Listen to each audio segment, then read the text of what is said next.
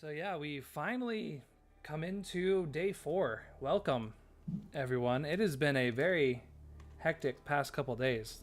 I guess it's not technically day 4 in real time. It's probably around like I don't know, day 10, It- 14, something like that, because there was enough time Yeah. for the people to travel and all that.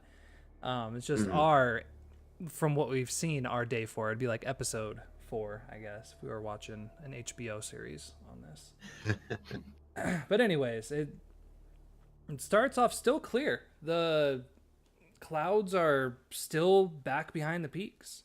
The winds are going to remain at bay while you're on this trip. It's cold. It is still cold, but it's always cold. And out of the campfire, it's actually not that bad. The twins have kept that campfire roaring the whole night. And when you begin to arise, and Sam, if you didn't sleep at all, I mean, you would have seen them kind of around, oh, I don't know, it'd be about 5 o'clock, well before any sign of light. They began to kind of prepare camp, stoking the fire, making it warmer, gathering some supplies from the wagon to make things like coffee, probably some kind of mush, oatmeal, something like that, something real easy, just getting it ready. They talk quietly amongst themselves, um, are very careful not to disturb anyone, anything, and just kind of prepare. So as first few people, Fauna and Z are the first to wake up. Kind of just wake up happy that hey, breakfast is ready. Go sit down, kind of grab their bite to eat, a warm drink before the day begins. Um, yeah, I really after a little while, it's still fairly dark out.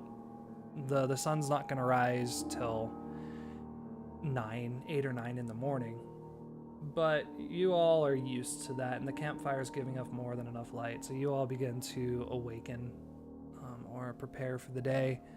So, Sam and Lark, is there anything specific that you do in the morning? Like, what is a normal routine for both of you as you prepare for a new day? Lark definitely. I wouldn't say it's like open your brain pray, but he says like a brief prayer. Mm-hmm. Abraham's probably there with him.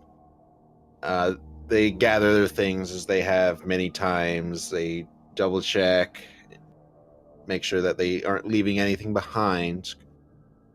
And it's probably goes a lot quicker than it normally would because normally Lark would be doing this with his whole group. Mm-hmm. So he's probably done everything much quicker than he thought. And then if anyone else appears to need help, like packing up, like whatever, if someone needs help with the ox, with the wagon, Lark's willing to help with that. Right. And Sam, what about you? Well, Sam always does the typical routine. Make sure her armor is nice and thick, no kinks, and if so, any dents or things, fix that out. Disassemble her guns, give them a nice good cleaning, make sure everything's in proper working order, reassemble them as normal. Make sure her gas mask is working properly, make sure there's no holes or damage to it. Mm-hmm. Slip something inside that, unless you were looking, you probably won't ever know what it is, but Mm-hmm. put something into the mask and put it back on, and that's about it. I Other wish than this that, was. I check wish the. this was Dan. I'm sorry. It's all right. After that, just go out and check the grounds around, see if anything might have come in during the night or came close. Yeah. Well, the old you go out for a bit and you look, and at first you don't notice it because they're fairly well camouflaged. But yeah, at some point the twins moved their snowmobiles closer, and it's strange because you don't remember necessarily hearing the sounds of motors or anything like that. But yeah, they're parked there. They have some white tarps pulled up over them, so for anyone else, they probably just look like snowdrifts. But Sam's familiar, with these things. So you go over and they're not great. I mean, they seem to work. They're just basic snowmobiles. I don't know if Sam's ever seen anything like that. It looks to her it's a snow motorcycle. That's about right. It's pretty much that.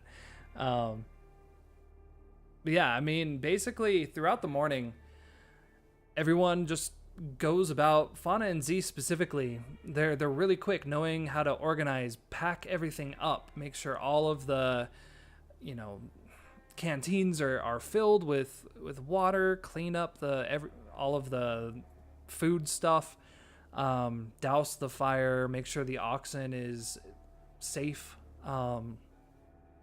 Yeah, everything is ready to go, and probably just as the early morning hours are beginning to rise, the sun is just barely shining over the horizon.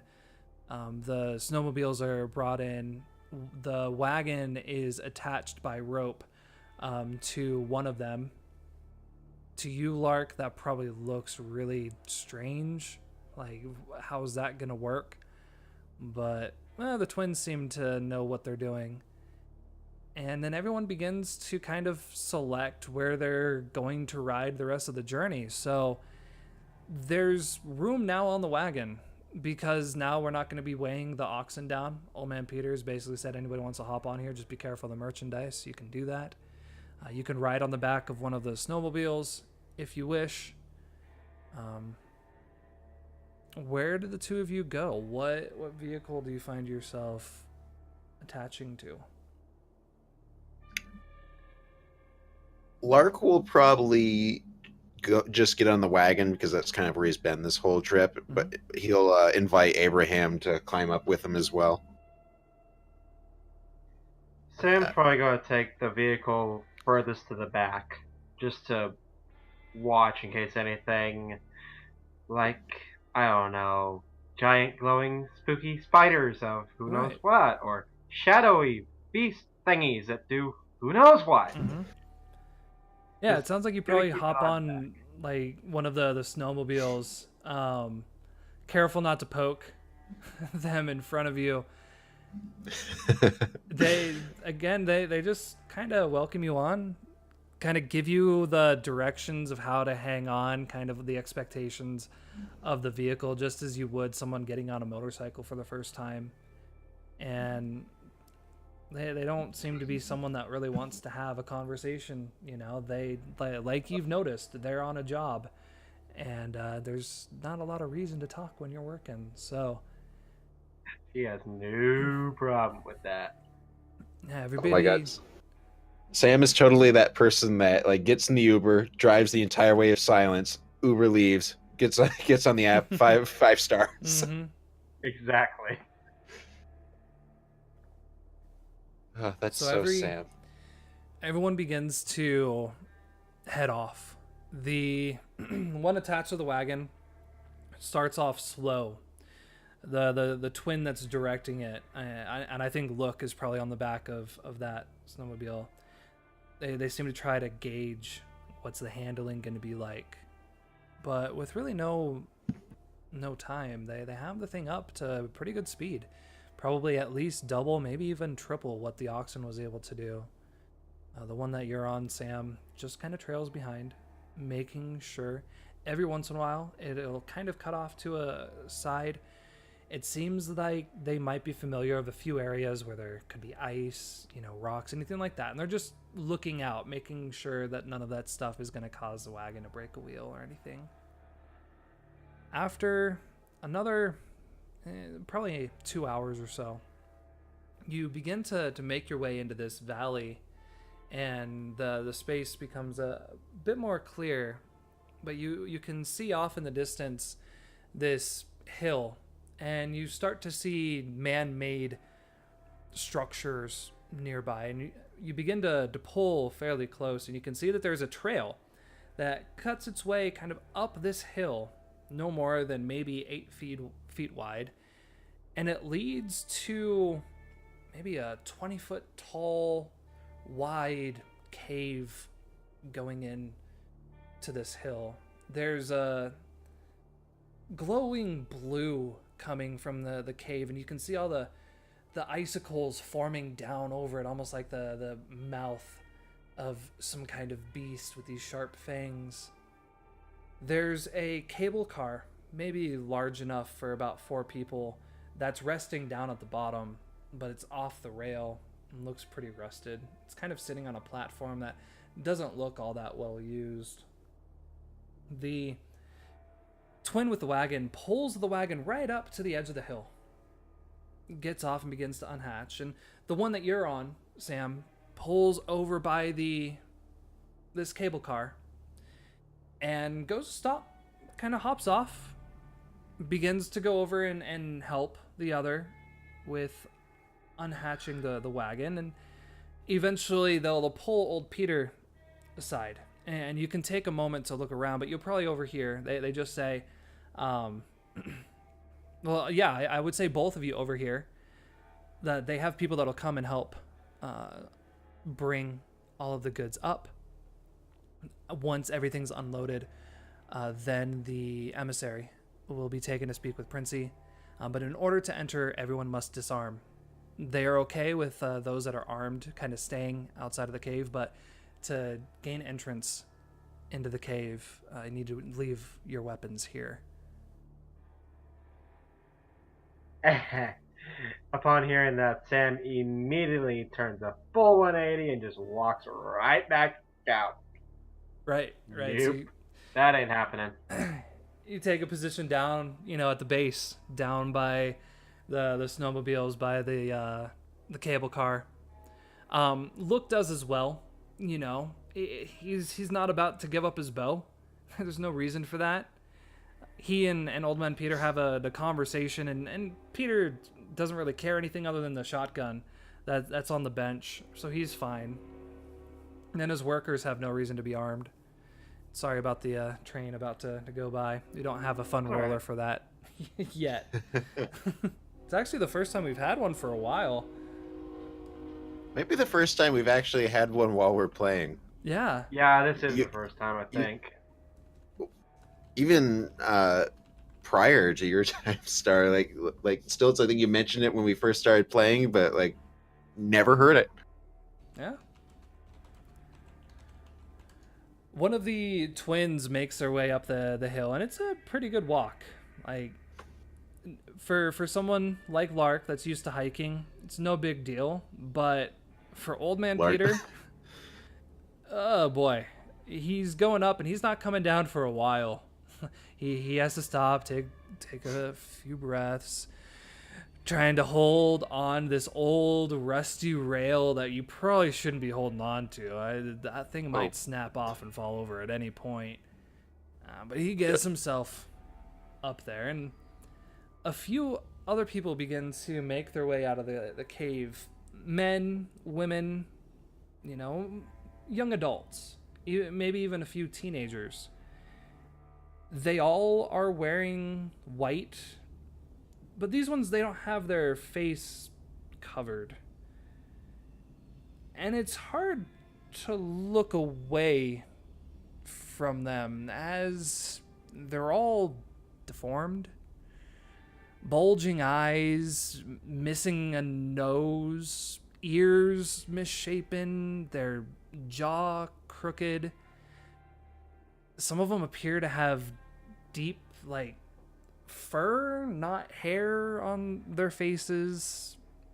Their hands, those that aren't wearing gloves, they don't appear to have fingernails, or they look like just claws. They look sickly, maybe, but they begin to head down the hill and get to the cart as if they've received an order not to interact with anyone. They're not here to conversate. They're just here to take the supplies and begin to cart them up the hill.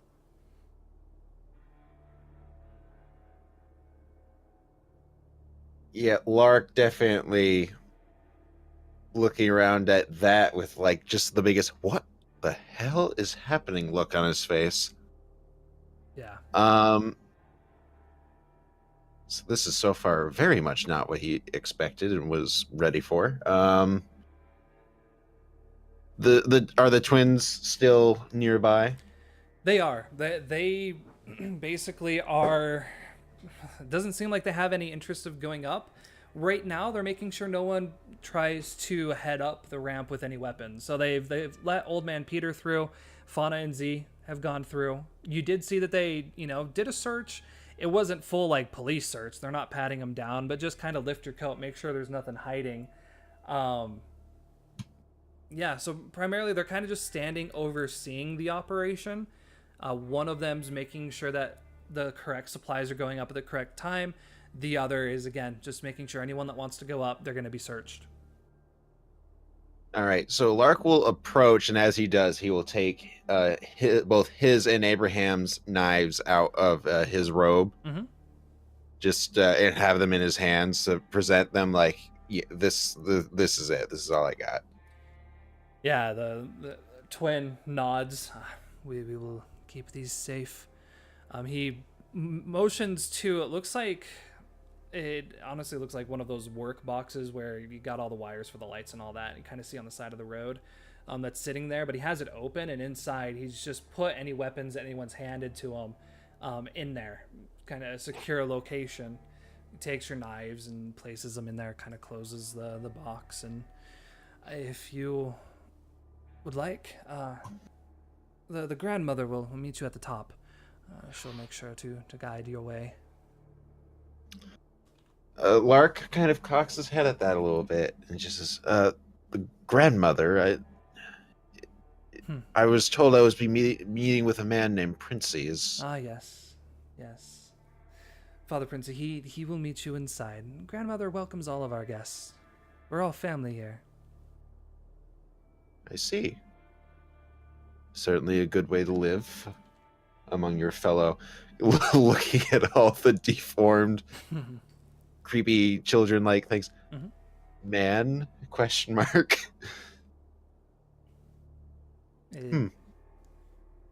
Abraham kind of moves close. What?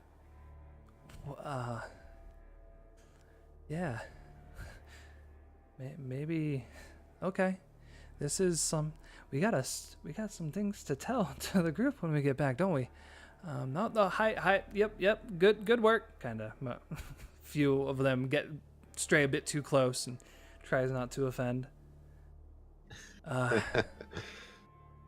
I guess we're heading up. That we are. So as Lark and Abraham begin to ascend the hill, Sam, you're just hanging out down. Is there anything you're trying to do down here? Is it just like, again, you're sticking with the wagon, making sure it's safe until all this stuff's done? You said the one who put an arrow to my head Right. is Look. down there with me, right? Yep. Look, right? He's down there with me. Mm-hmm. I want to see if I can get a read on him real quick, because we've interacted a lot, but she's just kind of ignored him most of the time. Okay. Yeah, I mean, this might be a good way to get some insight on a potential coworker. Right. Especially one who's actually fast enough to get the jump on her like that. Right. Yeah, I mean, he's a bit older, but yeah, he's been doing this for a long time. I mean, yeah, you probably could just tell. He has the age of someone that's been doing this kind of work for a long time. So yeah, if you want to read a person, absolutely. I don't know if this is necessarily a charged situation. Maybe it is, because again, it's a strange place. It's a new place, so. There still might be a little bit of tension between them after that. Any situation that involves Sam's shotgun can be a charged situation. True. All right. I guess I wanted to read the person, I guess.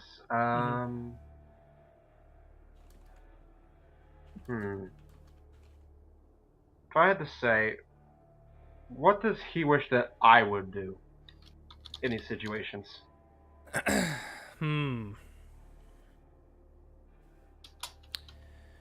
Yeah. What does he wish you would do? Honestly, I think he wishes for a bit of like calm the fuck down, kid, kind of thing. Like old man seeing just rambunctious child with a shotgun. You know, you're dangerous, but you're taking these situations a bit too intense. And obviously he doesn't know anything about you. It's just his read on you is that you are a stick of dynamite ready to go off at any point. And he just wants you to calm down. Alright, I'll take that. Keep that in mind for future reference.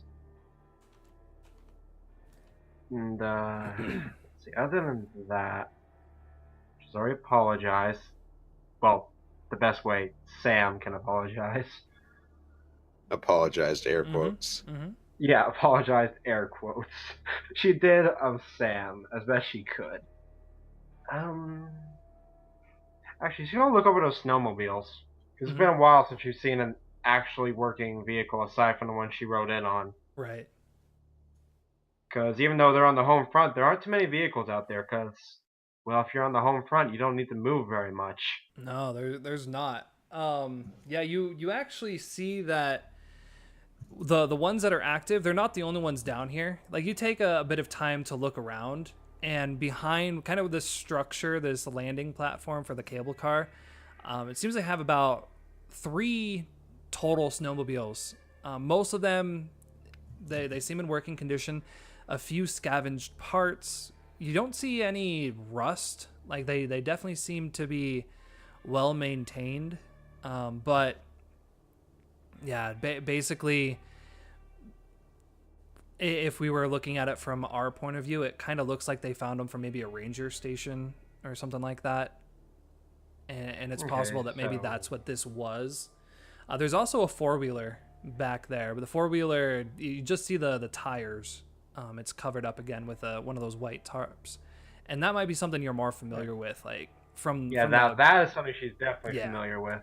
Yeah, so they've got one, and again, you probably even see a bit of orange or red and white paint sticking out. Just it seems like they at some point, found a ranger station, or maybe these things were already here, and yeah. Where if you want to take a closer look, we can definitely do that. From a distance, that's just what you see. If they use gas, or if they're electric, anything like that, it's hard to tell. Yeah, she's definitely gonna get up and start walking towards it, but as she's walking towards it, she's gonna take a look around the area. Does this perchance look like maybe where she saw that light on the mountain in her vision all those years ago? Yeah, you take a moment to reflect on the valley, and especially like looking up at the blue light that kind of emanates from the cave above. It doesn't feel familiar, and you look out a bit further, more to the east, past the mountains. You don't see anything clearly, but you just get a brief flash, a flicker of light, but it's strange. It's not like a white light. It looks like if you were to set off a pure black flare, and just with all the surrounding white, it stands out. This dark zone, while now blocked by mountains, it's still back there. It's over there, and any that look towards it will still catch a glimpse of just the dark radiation that is emanating from it. Well, now it just appears as a small puff of light of smoke rising. That feels more like the area you had seen. Alright, just gonna mark that down for later in her mind as she goes over to the 4-wheeler. As you to go and inspect it. As you get a bit closer, one of the twins kind of comes up and, yeah. You, mechanic, do you have vehicles yourself? Goes to start removing the tarp off the top of the 4-wheeler, allow you to look at it.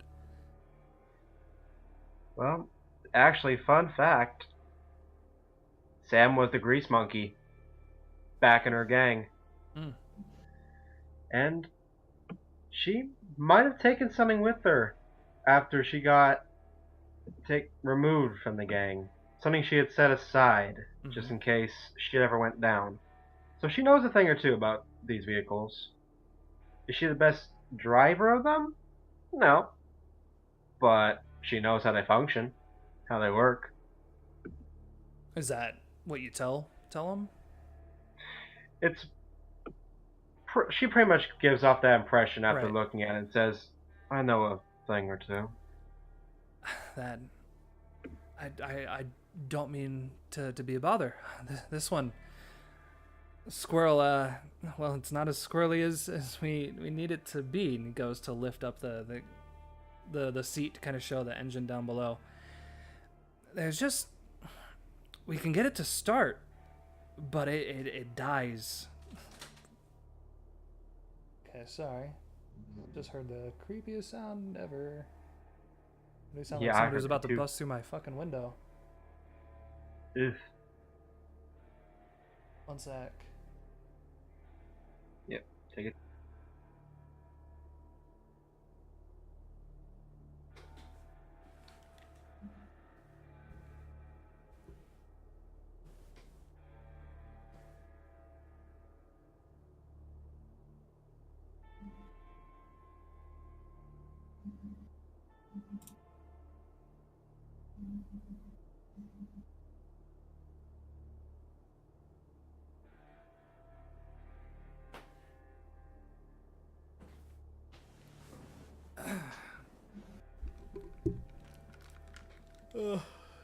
Yeah, I don't know. It's windy. Well, we have a neighbor kid down below us that we've caught sneaking out of his window, which is directly below mine before, to kind of get away from his family. And I've caught him peeking through my window before, so yeah. Yeah, anyways. Now that I got the goosebumps out of me. That exact situation, I feel, is why they made cutouts. Right. Just leave that by the window. That's just exited your room. Damn it, Dusk. Go back to sleep. It's daylight out. Is So- it? I don't know. It's almost daylight for Dusk in real life. We're all everywhere. Yeah. So, Sam, you're with this twin. They've kind of opened the four-wheeler. They call it Squirrel, to show you the engine. And yeah, he just says we're able to get it running, but it doesn't stay running for long. And there's some weird clicking sounds. And to be honest, we've kept these things working as well as we can, but we don't have anyone with any really good skills here. That's why we stick to the rabbits over there, and you know they get the job done. But if you don't mind, if you can take a look at it, I'm sure we could find something to pay you to fix it.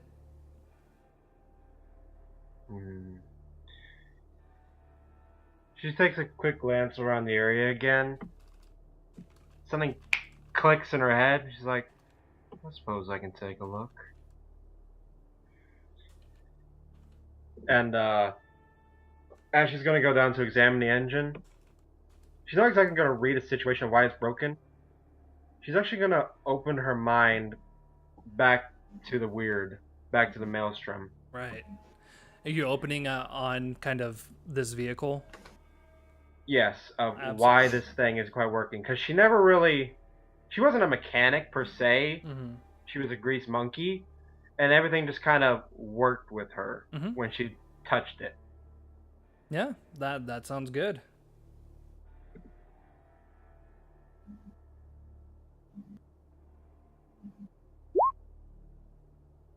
All right, on a 7 to 9, I give you an impression. All right, so you find yourself yet again not in the bar this time. You're outside, and there's all your gang there. Denise is there. She seems fine, still a bitch, but she seems fine. You're not seeing any of that weird shadow shit, but you do see everyone hanging around their vehicles. They got motorcycles, four-wheelers. There's a truck, a Jeep. You know, it's still cold down here, but it's not as cold. The snow's not as deep, so you're able to ride these vehicles a bit easier. And one of them, the mechanic you actually had in your crew, what was his name or her name? Who was the mechanic of that gang, Denise's gang? That was Jolene. Mhm. Jolene took no shit from nobody. She was surprisingly a teenager, but she was raised by a really awesome mechanic from back before everything hit the fan, back in his elder years. So she knew basically everything Mhm. about vehicles and likes, and yeah, you touch one of her vehicles, you ate a wrench to the face real quick. You didn't touch her stuff until she said you could touch it. Well, But there was nothing she couldn't fix. yeah, I mean that would be great. Unfortunately, she's not actually fixing anything right now. She's just there, and she's just sucking down on this. It looks like a slushy, like a 7-Up slushy. Something you get from a gas station. Just big old red drink, big in her hands, just this frozen, red liquid, just being slurped up in a straw. She likes it.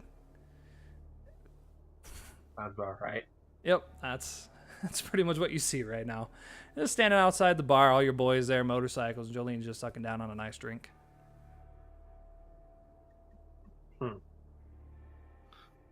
Okay. Guess I'll pop back into existence. Right, yeah, you kind of shake that off like our that's weird. It's too cold for ice drink. What is a 7-Eleven? Why do you have numbers on your cup? Huh.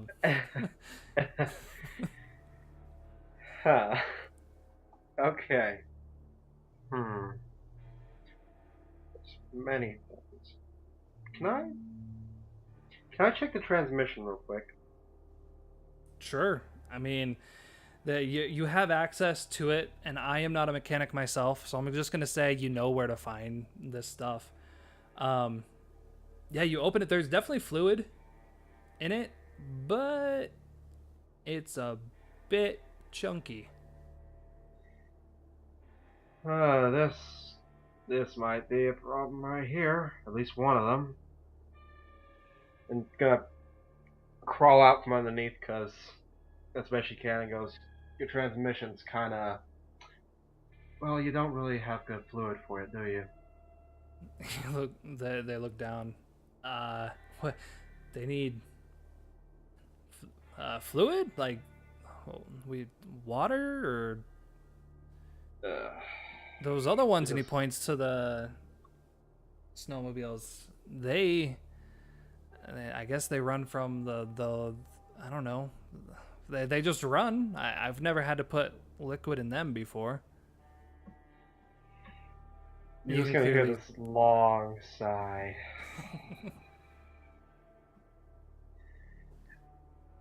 And you go like, do you have a rag or something real quick? Yeah, sure. A little bottle too, if you can. Rag in a bottle. Okay. Bring them here real quick. Yeah, kind of goes over to the wagon, looks through for any scavenged things that have still been left in there, and yeah, he's able to find it's like a tin can that's been opened, and yeah, just a bit of the burlap sacks have been kind of torn. It's kind of scraps. Brings it over. Did this work for you? Mm-hmm. And she'll take him and crawl back under.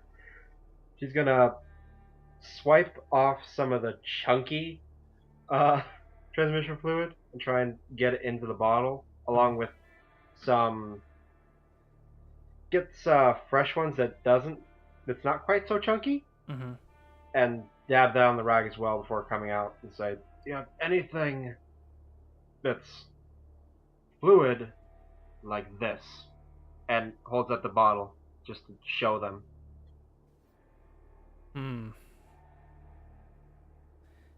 They look at it for a moment, trying again. They're looking at something they've never seen before.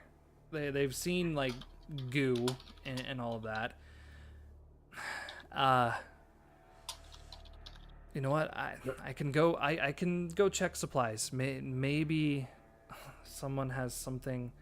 What? Check where you found those, and it's gonna point towards towards both the vehicle and the snowmobiles. Look for a container that might have Oh, this in there, where you first found those. right. Probably was a garage, so it probably has what we're looking for. Meantime, Mm. I'll keep checking this thing out. All right. Uh, okay. He sets the can down and goes over to the twin. They start talking for a bit. They kind of talking back and forth. They want you to do what? Oh, I need to go and get this fluid. What is it? I don't know. It kind of it's black and sticky. I don't know what it is. Okay, where are you gonna get it? I gotta go back to Hilltop. Oh shit! No, you're not going back there.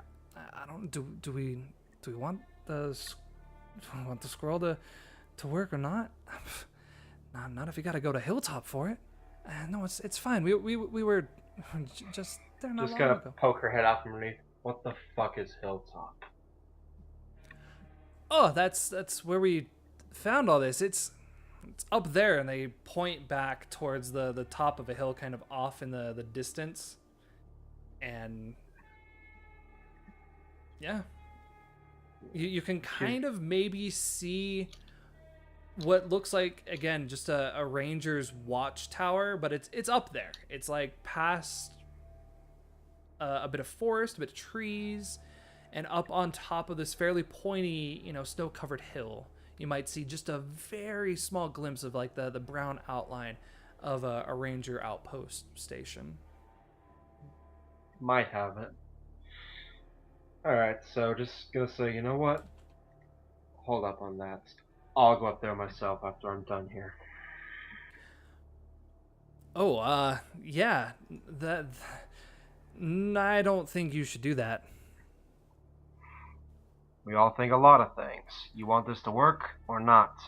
You, More importantly, they do you want to walk. make sure that those things over there, point towards the snowmobiles, don't break? They walk towards you. There's a reason why we don't go up there a lot. Look over there, and they point down into the tree line, and you can look through it, and there's just a pile of broken trees and snow. It's clear an avalanche caused a pretty large scale. The all those hills there, I don't know who put that building up there. I guess they just stayed. Um yeah, they like they like to drop. They like to drop far, and yeah, it's dangerous.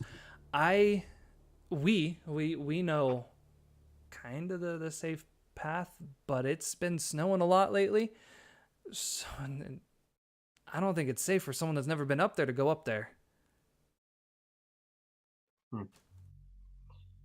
If you've seen what I've seen in this world, little snow isn't going to hurt anybody. It's And now he's going to go and start checking the gas, starting to ignore them now. right. Yeah, there is some gas in there. You're starting to get a feeling that the fluids are old and they're very, very cold. Just very cold. Yeah, the last thing I was going to check was the antifreeze, and that's probably gone. Yeah. Yeah, there's no little blue liquid in there. But yeah, your general read is just that, yeah, they've been able to get it started. Big whoop. That's a small reaction. Getting it to stay running, that's a that's larger. not going to happen with this. No, not at all. And again, you've kind of glanced over the snowmobiles, and it's pretty clear that those are, again, not that Sam would know, but for us, the audience, they're solar. They're basically electronic or electric. They're able to run through from the bit of light that they get. But still surprising that they haven't had to put oil in them or anything.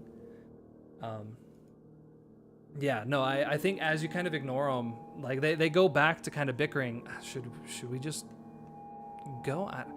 Honestly, we should probably go ask Father and just make sure. I don't know. He always knows what's to do. I don't want to go. You ask. No, grandmother, she's gonna be busy, and I still haven't told her about that. And they kind of start bickering a little bit about who's gonna have to go ask permission. To which case she just rolls her eyes in her mask, grabs that bear skin that she had with the fur and everything, throws it on, and just starts walking up towards that hill. All right. Like, nope, no more. Not dealing with this. So as Sam begins to walk, we'll catch up with Lark. And Lark, you're beginning to arrive at the front of this ice cave. There's scavenged lumber, scrap metal, and a bit of fencing that's blocking the entrance of the ice cave, just to have it, a place to close up if they need to. The trail itself is, again, really only about 8 or so feet wide, and there's a fairly dangerous fall off the side of this once you get to the top. The railing down it, again, it doesn't seem like it's been used a lot. And honestly, the trail itself seems kind of slick. Like, again, there hasn't been a lot of traffic on it. As you begin to kind of arrive, you can see deeper into the cave, and it is just, I don't know, if Lark is at all into nature, it might be one of the most beautiful bed of scenery you've seen. It's this natural forming ice cave. There's these deep blues and light blues mixed together all around with these icicles forming and dropping down, almost looking like stalactites and stalagmites all over. There's a bit of Yellowstone that peeks out every once in a while, limestone that holds this place, and you can see that while the opening is large, it separates into a few different tunnels that go deeper. Throughout the area, there are hanging lanterns that are lit, causing a bit of the orange glow, but it's deeply diffused just from the amount of blue emanating from, again, the frozen water all around it. There's an unusually large number of children around the entrance, and all of them have the same deformities as the older individuals coming. Again, bulging eyes, no nose at all, misshapen jaws, facial structure, strange ears, and they just seem to be very inquisitive. There are strangers here. This is strange. This is fun. This is interesting. And there's a woman standing there. She has very long white hair going down to the crease of her back. She stands hunched over at maybe 4'10", 4'11". She's wearing a white robe, and you notice that her feet that are standing barefoot underneath are missing all of their toes. She looks up to you, and her face is wrinkled, and she smiles.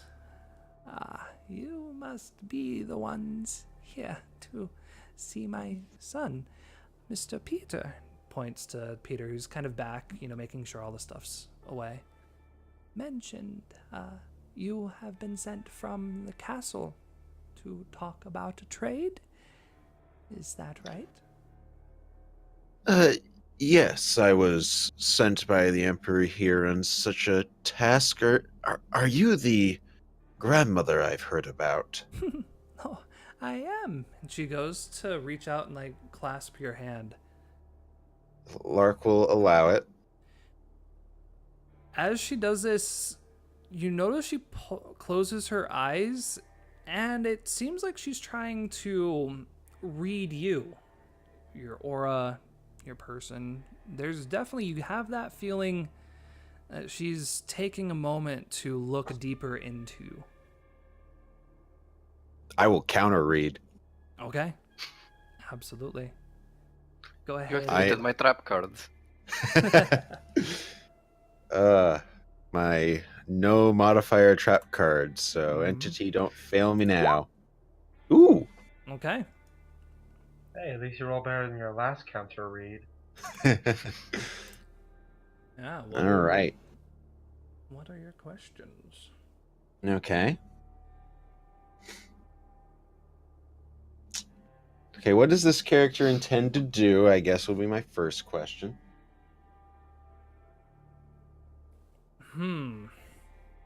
Well, based on her reaction, you're sensing fear. And yeah, it intends that based off of whatever she got from you, she's going to not allow you entry. Oh. Oh boy. I guess that makes my next question. How can I get her to let me in? Ooh. Okay. This will be an interesting one. You Go back have and undo 10 years of bad decisions. you have to leave the entity at the door. Oh. Oh boy. Um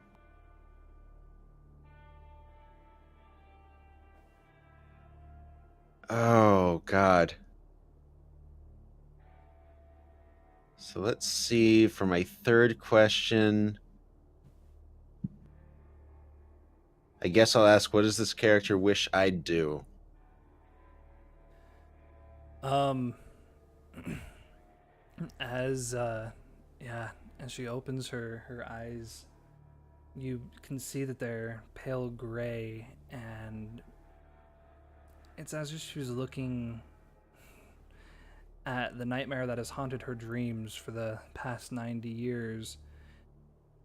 At this point, like she wants you to not be here, to leave. This can't be the person that the castle sent. She wants all of what she's feeling right now to not be real. There's no way the castle sent him here to our home, that he would want this to come inside our sacred place. Hmm. Very, very interesting. Lark kind of reading all of this in an instant, just seeing her expression. Is everything all right? She pulls Like, her hands back and they're trembling a little bit. No, I'm afraid I'm gonna have to ask that you wait outside for a moment. I must go and speak to my son. It won't be too long. um, yeah, Lark's gonna look to her, and he's gonna. Are those other like smaller children like nearby? Mm-hmm. Yeah, they're right. They're basically just watching from inside the gate, kind of inside the little fencing. A few of them are, So, have kind of climbed up, and yeah, they're inquisitive. um, if Lark were to lean in and whisper something to the grandmother here, would he be heard? Not necessarily. Okay. Before she goes, Lark's going to lean in and just whisper, "What happens here affects whether or not this deal happens and whether or not the castle deems you enemies. I do not wish to be kept waiting." And would that be a manipulation roll? Because Yeah, I'm. yeah, I would think so. You're trying to get her to not just go and warn, but to actually have purpose behind her words. So yeah. Nice. She stops, kind of turns, still trembling. I understand why you are here, sir. I do. Again, it will only be a moment. I must go and fetch my son.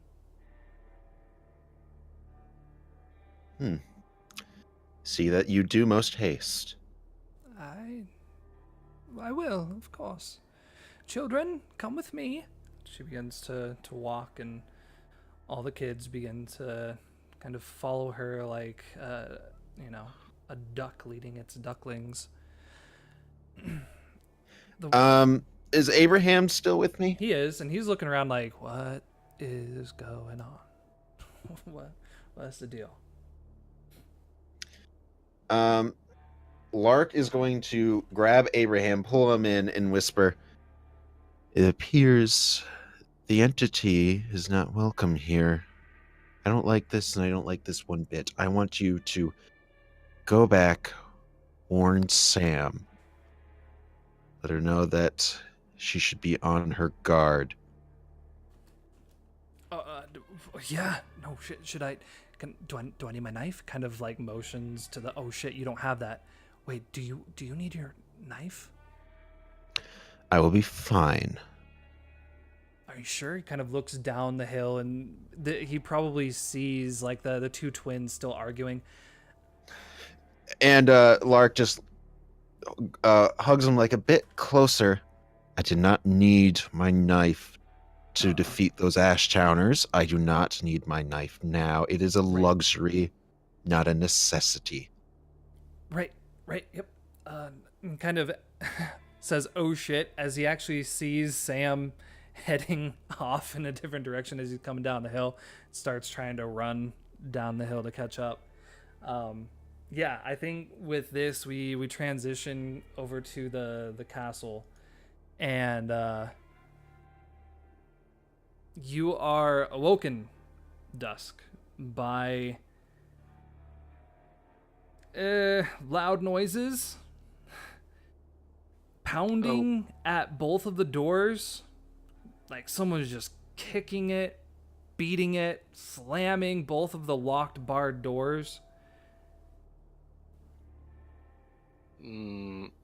Okay, that's unnerving. And it's just non-stop, just crashing, banging.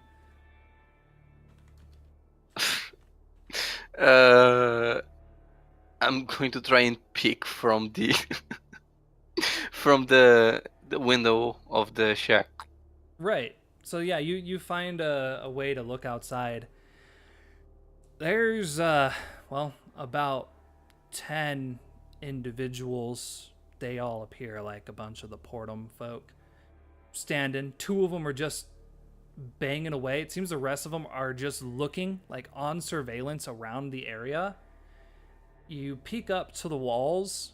There's another 2 or 3 up by both of the towers as well.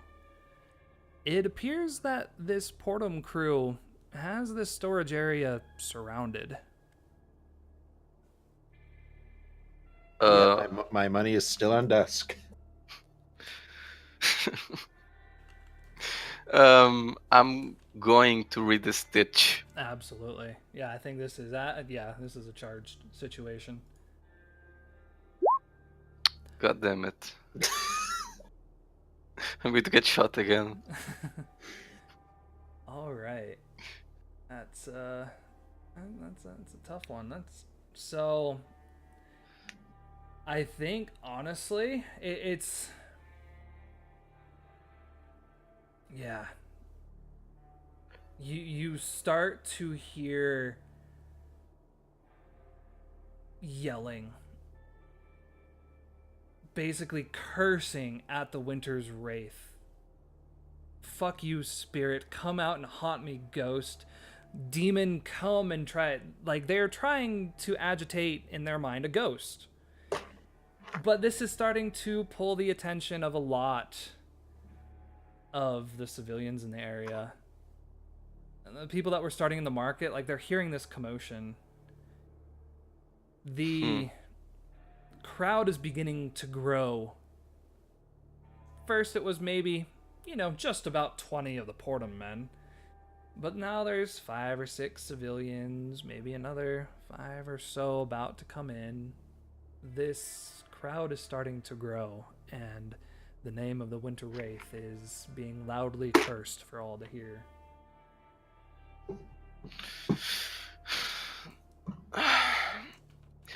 Well, last night and day. It was a very bloody one, and Dusk kind of wants to avoid more bloodshed unless it's strictly necessary.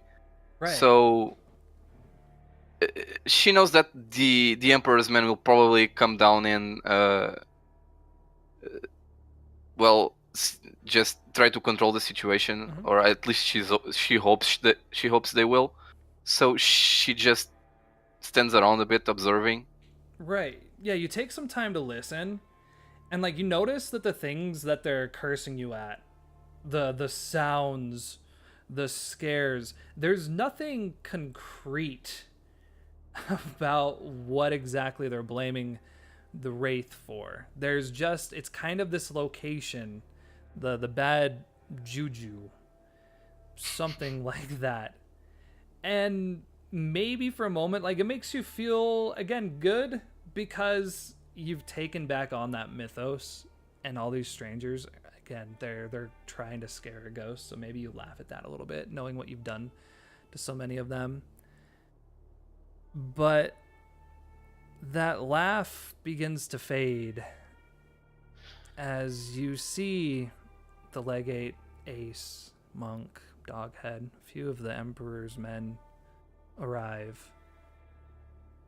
And the legate starts to walk around to all of the Portum men, and he's carrying something in his fingers, just draping it over. And as he kind of gets closer to where you're peeking from, you can see that he has a few strands of very long, dark, black hair. He's telling them all, this is no ghost, men. This is real. It has hair. It can bleed. It can be destroyed. Keep on your wits. We will capture this thing today.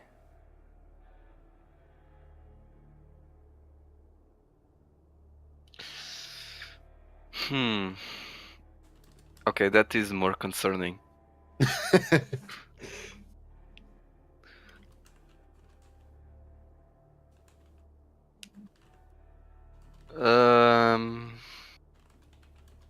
So I guess they will start to tear down the blocked doors. Nope, not yet. They still stay doing what they're doing. At this point, it seems like this is agitation or torture by sound.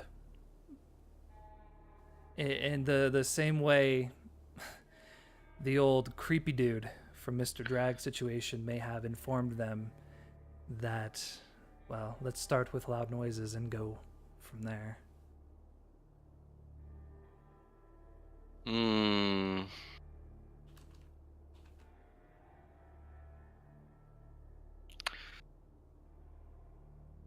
Okay. I guess it might be time to pay the Emperor a visit. Right? Yeah, how would you like to do that? They have the whole area surrounded. I mean, I'll go up the tower Mm-hmm. and try to check if the walls are clear. I assume not, but No, still. basically any exit out of here, they know where the exits are. They haven't entered into anything, but they have men positioned at every door. Now, who knows? Dusk, you've been around this castle a lot. You've searched into places that people haven't gone. There may be things that exist that we haven't seen before. Tunnels, hidden areas, something like that. Maybe you've come across and for some reason didn't go to or haven't investigated it. For the moment, all of the entry and exit ways are blocked. 2, 3, 5 men at each.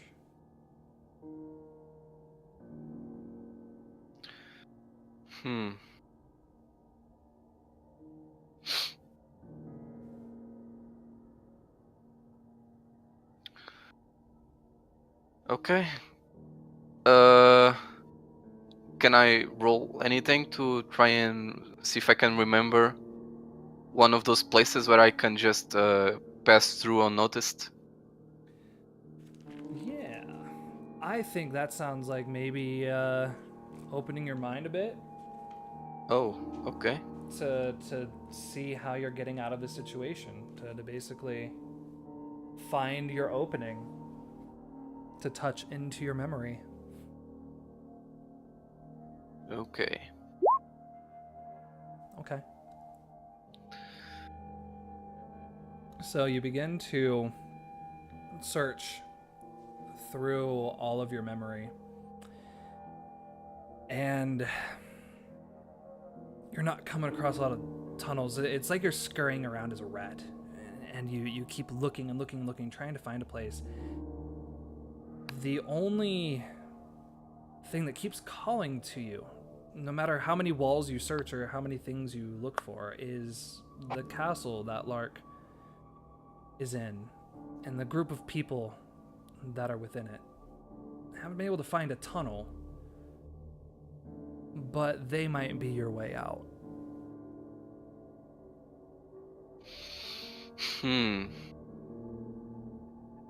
I So- did tell my cult to protect the Winter's Wraith if necessary. Oh yeah. Okay. I'll look out the window again and see if there are any members of Lark's cult around. Unfortunately, you don't see any right now. It's they. You know of them. You have a general idea of where they might be, but at the moment, you don't. You don't see any. Now, again, you do know some, so you could absolutely try to speak to them. Yeah, I guess I will strain Dusk's powers and try to contact them from where she is. Right. Okay. Yeah, I'm gonna have you just act under fire at first. I think the fire here is whether it's a variety of things. If the person you're reaching out to is even awake, if they're receptive to your communication. So we're acting under fire just to see if you're able to find someone to speak to, and then from there we can make your rolls. All right. No. All right. So as you begin to just try to find someone, the noise is getting to you. It's pounding. It's annoying. You're supposed to be sleeping right now. This is supposed to be your solid place. They're pissing you off now, and that's when you begin to smell it. Shit. Something's on fucking fire. Oh.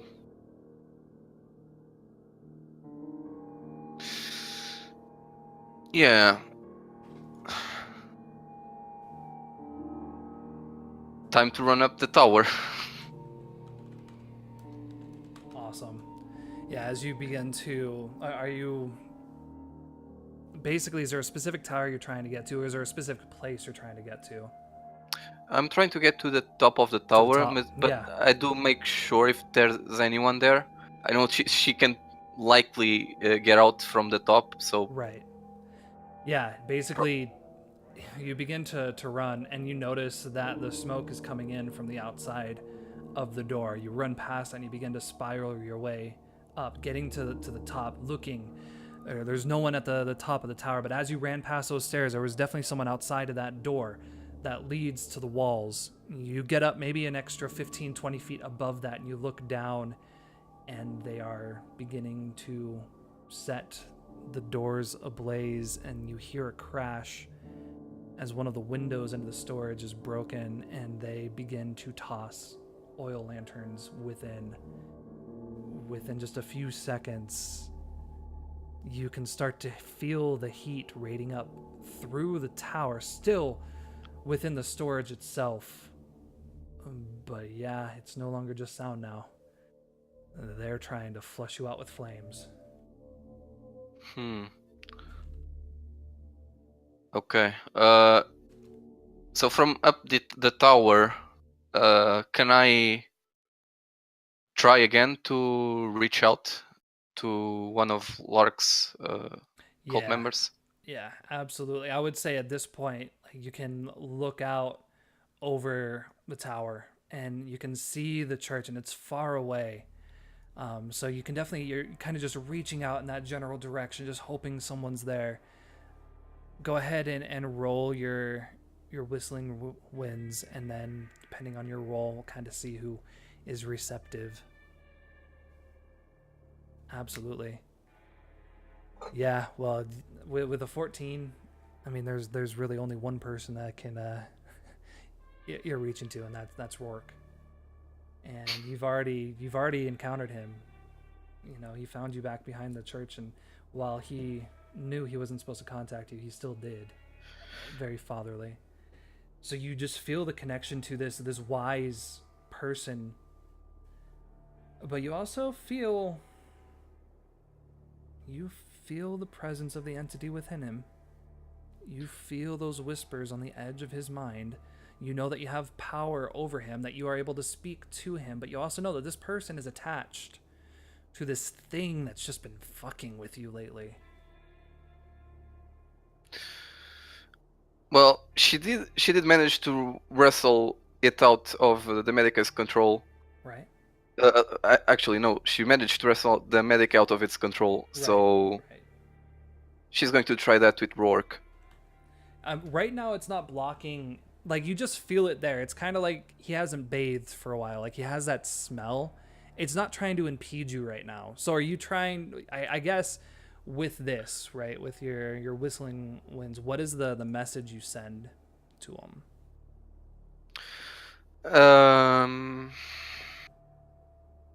Fire bad.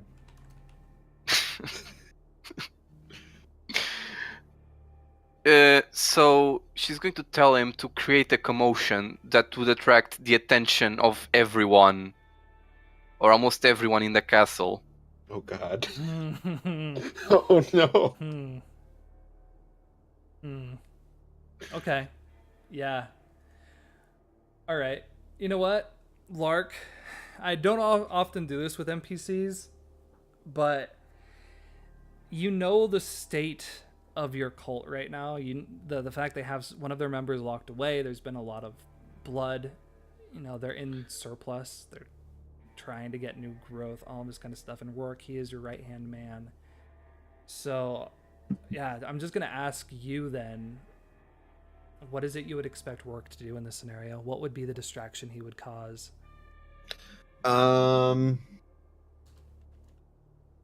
Let's see. Rourke is a smart individual, and any member of the cult would listen to him right now, with Lark being absent. So he has the group at his disposal.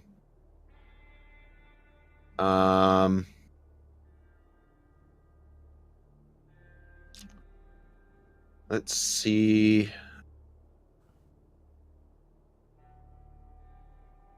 But Lark also told him not to be like overly violent. So like the cheap and easy solution to this and causing a riot is not. It wouldn't be his first choice. Mm-hmm. At least not like something that would get traced back to the group. Especially with all the things you've been talking about. Like, you want to have a place of security. You want to be able to stay in the castle. Right. Are there herd animals or horses or anything of that nature in the castle somewhere? Yep. Yeah. So they have some stables. They probably have sheep, some pigs, basically some very basic animals, a mixture of breeding and then meat and milk production. But if there's a way to get like all those animals to rush out of the pens, especially like towards where this commotion's happening, okay, that would be the route to go, because it probably won't get traced back to him. It's just general commotion that'll distract the Portum members. It will attract the Legion, who will see the Portum guys setting the castle on fire. Well, the legate's already there. Like, the chief of the Legion is the one that basically handed them the torches. So, okay, they're already aware. Gotcha. So, but it would be like that thing where he labels like 3 of the pigs 1, 2, and 4. Like he's just aiming to get all the animals to rush out, create as much chaos as possible. There's probably a horse eating from one of the stalls in the marketplace. Just that general havoc of all the animals being loose and panicked. Okay. Again, it's not normal that I would do this, but I feel like there definitely is going to be a role here. So, Lark, I'm going to have you just act under fire for Rourke to basically see if he does this, if he does it safely, if he does it without being spotted. Okay. Oh boy. Oh, Oh, damn it. Wait, I should have asked. Can Dusk help? Yeah, absolutely. okay. Yeah. Do I roll cool as well? No, you would roll plus however many hex Oh. you have with Lark. Oh yeah. Should I mark this experience for cool? Yeah. Anytime you Okay. roll on the stat. All right. Perfect. All right, so it's an 8. Okay, so as you're up there, you send this message out across the courtyard, and Receptive Mind receives it. Set a distraction. You see Rourke come out. He doesn't appear to be like fully dressed and prepared, and he looks across and he starts to see some of the smoke. And again, from a distance, you can just tell there's concern. And after a moment, he registers. He looks over to the stables. You can see there's 2 or 3 cows, a bull, a few horses, sheep, all that kind of stuff.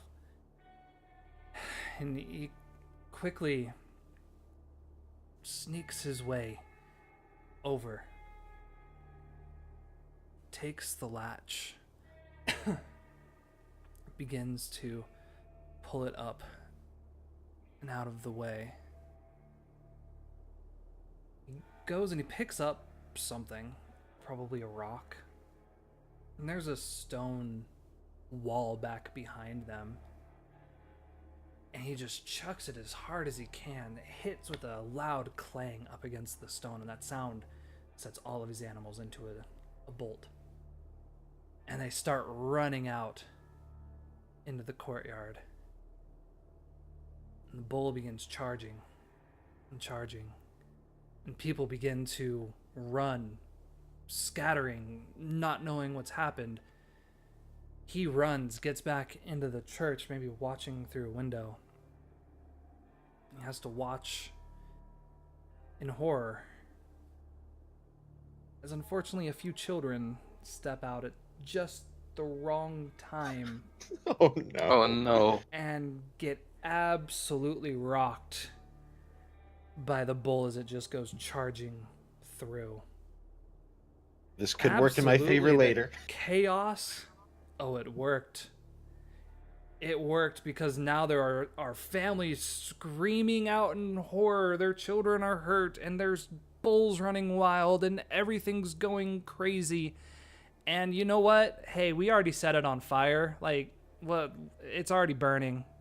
Whatever's in there, it's probably dead anyways, right? So all the portamen begin to run. The legate's starting to order people to go, grab that sheep and wrestle up that cow. And absolutely, distraction worked. And they all clear out. But you look down, and the kids aren't dead. They're not dead. They just, again, they got broadsided by a bull. So they're not feeling all that well. But you do, again, while the place is still burning, you now have your escape route free. She will escape towards the castle. You trying to get to a specific part of the Yeah, castle? she will go look for the Emperor. Okay. Yeah, absolutely. You kind of use this commotion to get over to the castle.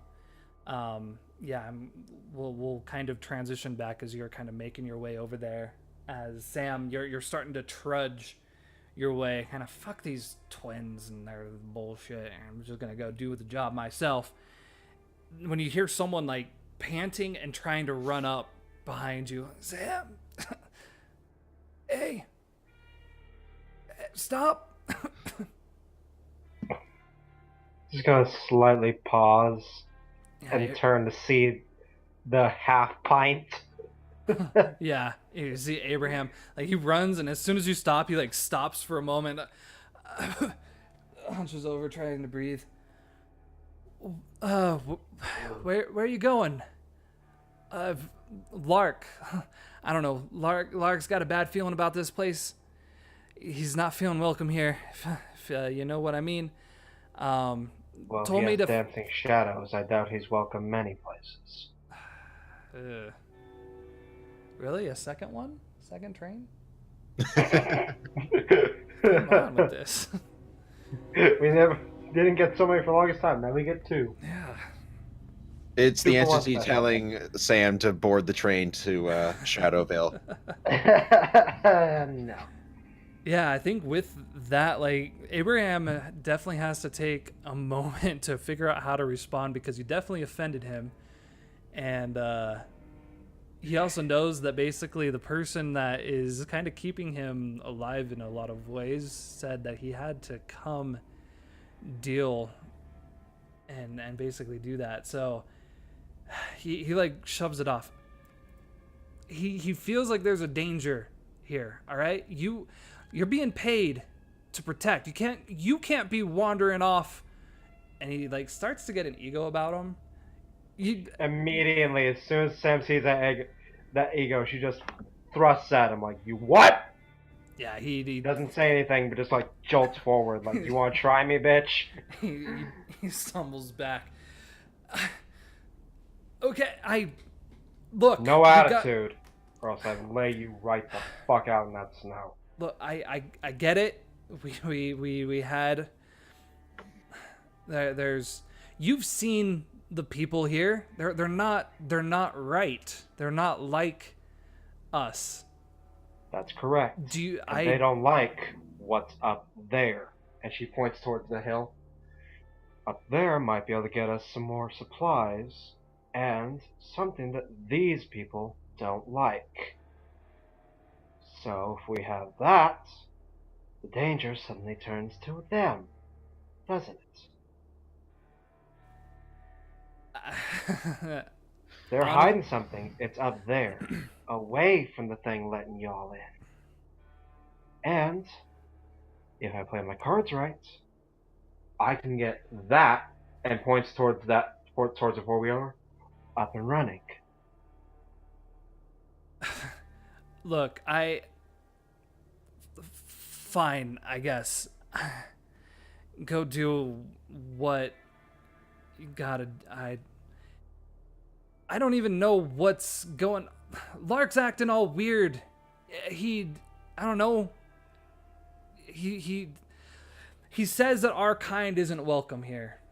All right, I know that you don't understand, and in my anger, what we are, what we believe in, but it's not just dancing shadows. I don't care what it is. Let me stop you right there. I'm not into your cults. I'm not into your spidery people trying to bite me in my sleep and inflict my mind. I'm not into this shadowy entity. I have but 2 goals in mind. Get paid for taking this cargo here, which I have done, and B, finding my way to where I'm going. Now, if that keeps you all alive, that's a happy accident. What happens if something goes down while you're not here? Well, it's not really my problem anymore, is it? You think you're still gonna get paid?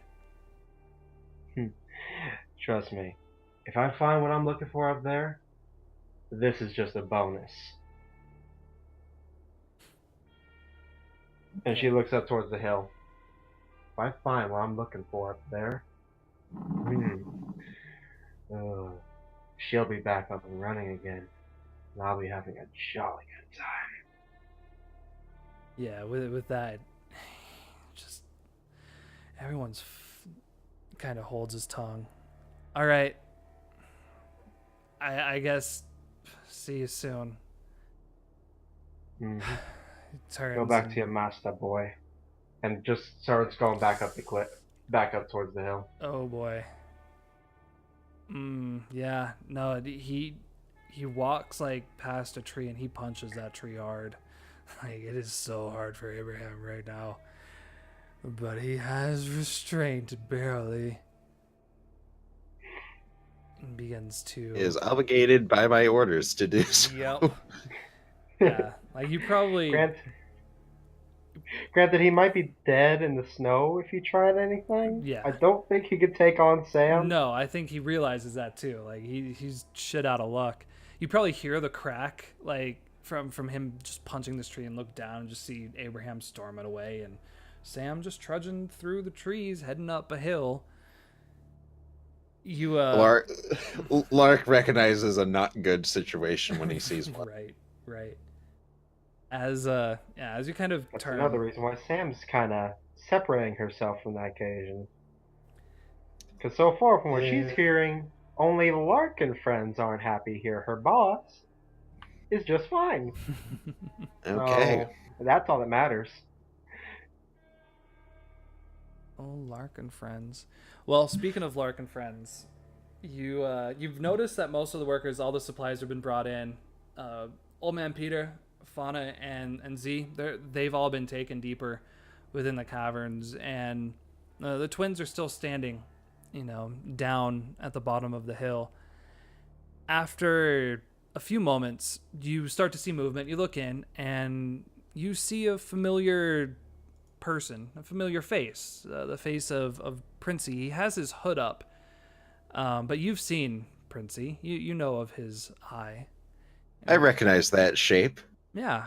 He begins to, again, limp his way towards the front. He gives you a big smile and kind of waves to you as he makes his way towards the front. Takes him a little time. As he gets to the gate, he kind of pushes it open a little bit and steps out in front of it. You've arrived. The trip, how was it? What happened? I think we cut out. What happened? Oh, did we? Sorry. Can you hear I me? didn't hear anything for a stretch. No worries. I heard. Yeah, so Princey Sorry. basically came limping towards you, stepped outside the gate, smiled, and kind of said, "You've arrived. You are the one that was sent by the castle, I hear. Grandmother advises that you are here to remedy this trading situation."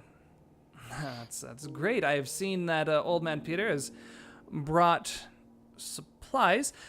Can you tell me, though? And he walks a bit closer to you. First of all, what is your name?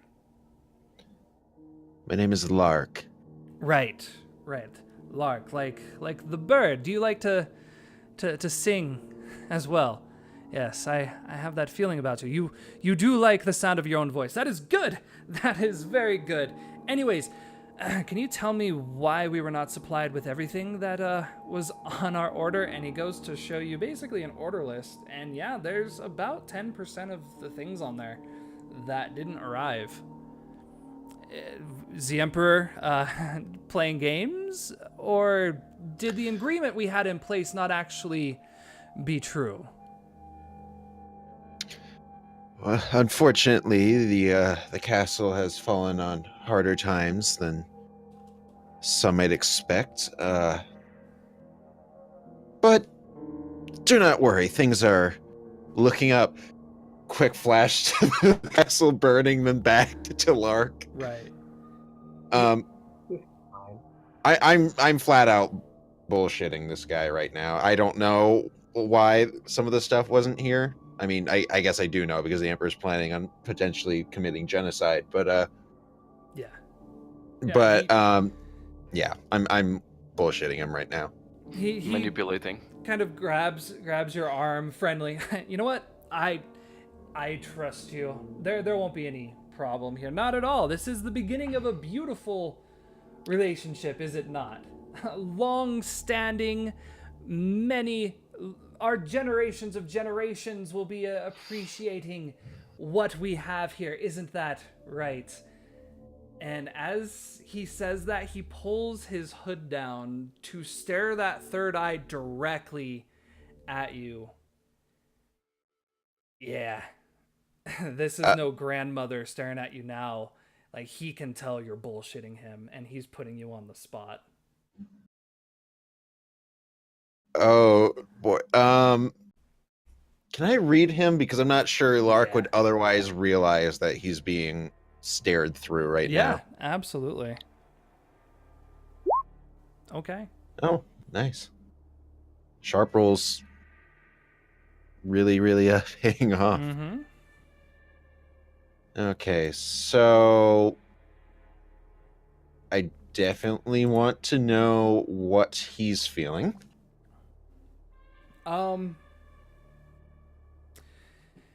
He is feeling concern for his family.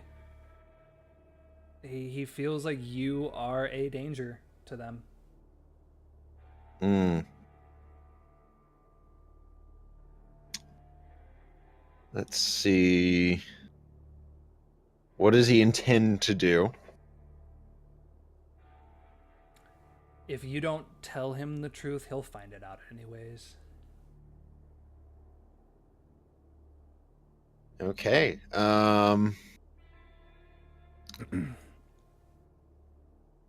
How can I get Princey to, I'd say trust me, but I feel like I know the answer to that one already. And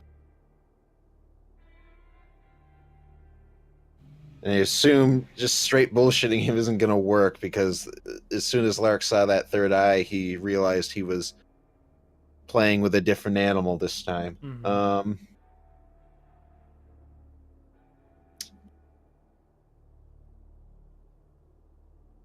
What what does Princey wish I'd do?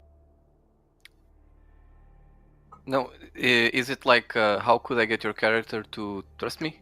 I was going to ask that, but like I feel like the only two things I'd use that question for, I kind of know the answer to already. So let's just. Yeah. I think again, Princey is able to see people well. He was able to read the Emperor. You know, he's able to read Angus. I think for him, you are, for some reason, just appearing as an enemy at his front gate, and he doesn't want that to be. He does really want there to be this trade, and if you're the emissary, he wants to be able to make that work. So he really just wants you to be honest when it might be difficult to be honest to him. Let him in a little bit. Show him that you're more than just what your aura might be giving off. Seeing that, Lark kind of lowers his shoulders a bit and looks at Princey. He takes one last look over at Sam, who he probably can't even see at this point, thanks to the bear pelt. He looks back. He's just like, "Do you have a place we could discuss things in private? I have a feeling this will be a long conversation."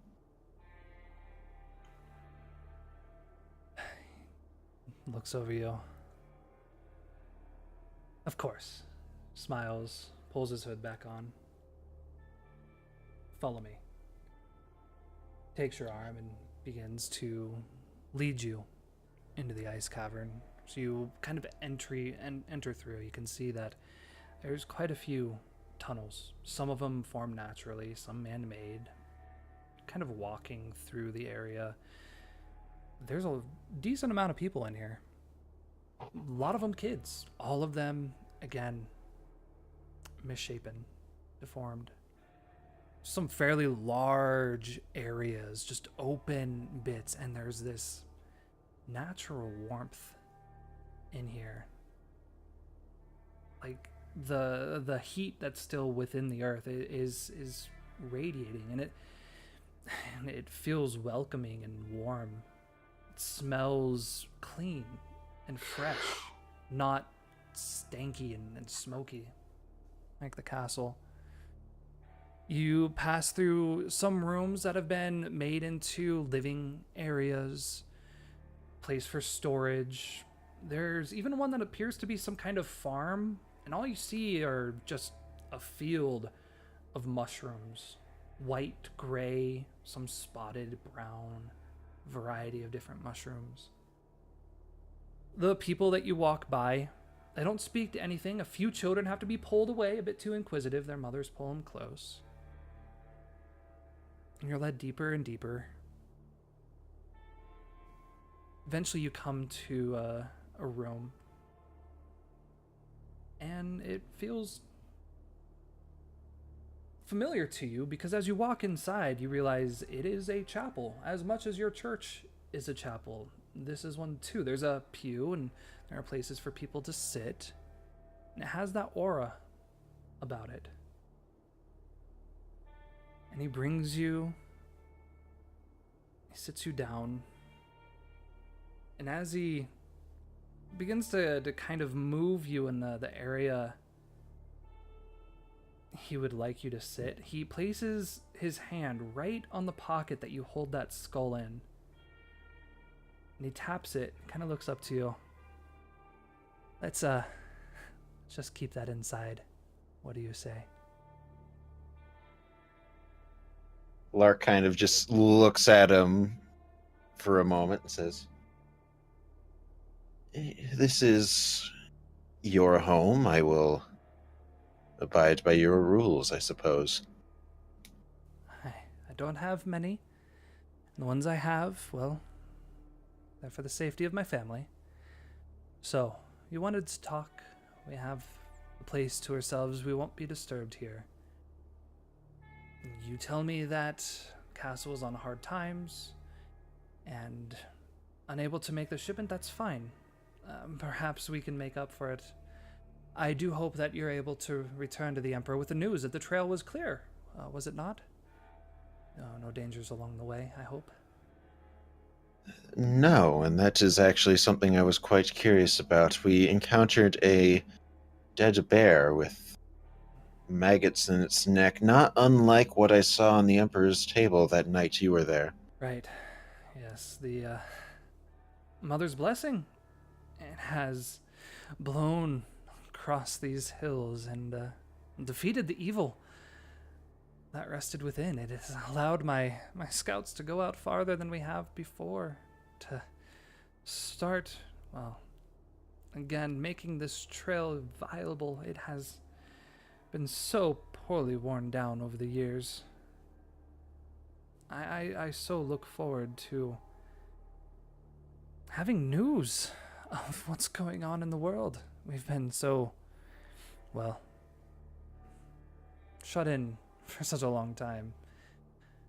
This is the first shipment we've received, and it will go so... it is very gracious that the Emperor has even given this.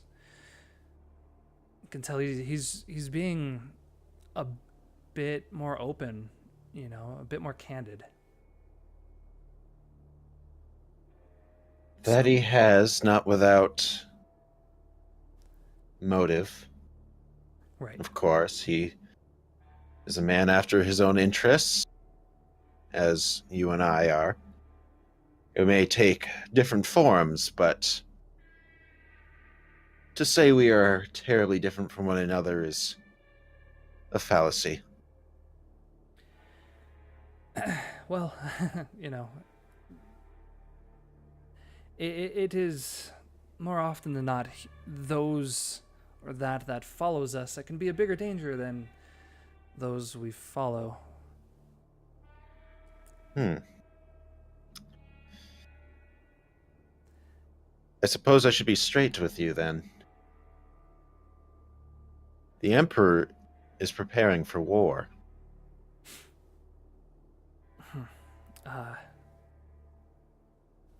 see. Is with a war here? I'm afraid you're gonna have to explain that to me, and you can tell Lark, This is not something he's seen. Like, there's definitely fear and Yeah. concern in his face. Lark actually gets up and gets a little bit closer, like a little bit more intense. The night you left, a guard was found dead. His head smashed in. You were the first that was blamed, and now the entire castle craves blood. The Emperor is completely prepared to satisfy their bloodlust. Ah. How easy it is to blame the outsider, is it not? No one else was seen. He escorted you out of the northern gate and then is found dead. Yes. There was no one else saw him with anyone else. Lark saying that, except me. I happen to know whether or not you've heard of the Winter's Wraith in the castle. I saw Windjammer chasing her, and my curiosity got the better of me. I wanted to know more about this girl. I let her go, distracting Windjammer. I confronted her, and I believe it was her that resulted in the death of Windjammer.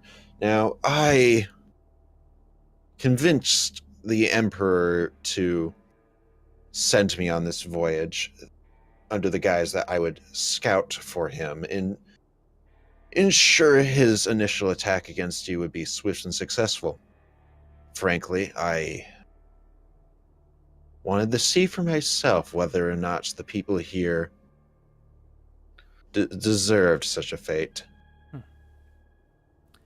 He stands and tell me, what do you see? Are we deserving of such fate?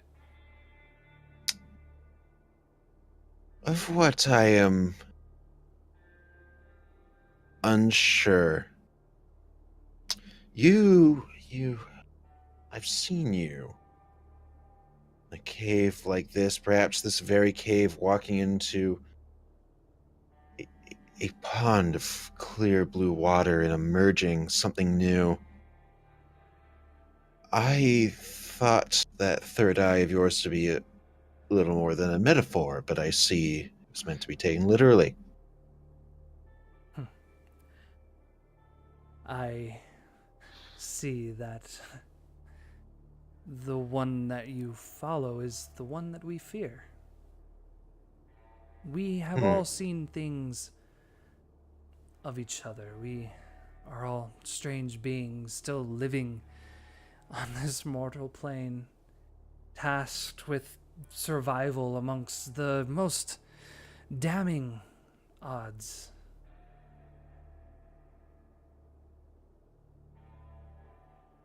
Would you mind if we walk while we speak? I find this place to be perhaps too barring in the conflict that stands between you and I don't see the need for one to be.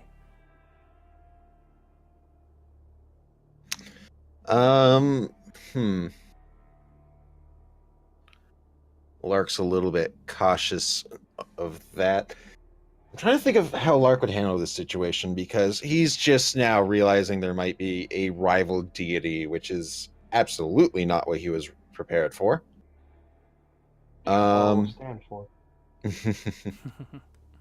And he's kind of in enemy territory at this point. He's very much, he doesn't want to be just lured to the back room and hit with a club or something. Right.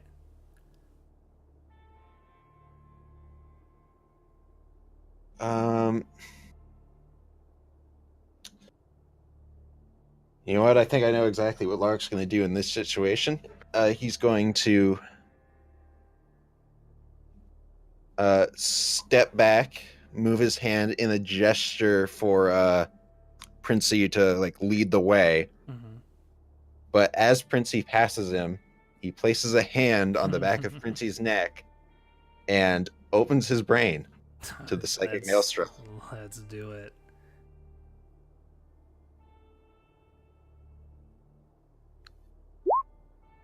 Ooh, barely. That was almost bad. Well, you find yourself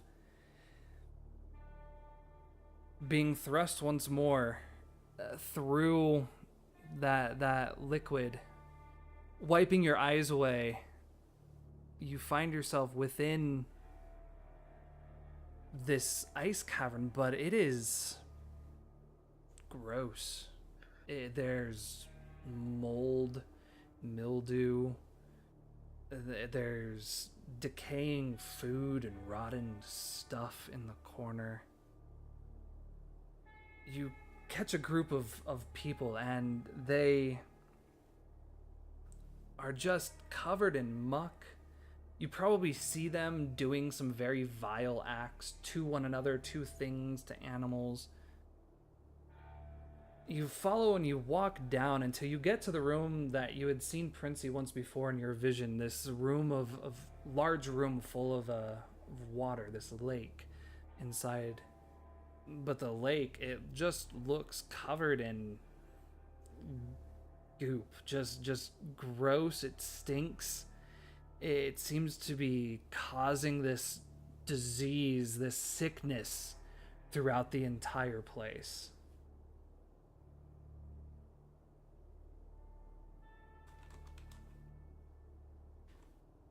You start to feel yourself pulled towards it, as if the entity, while you don't see him, has grabbed you by the shirt collar and is pulling you towards this muck, this cesspit.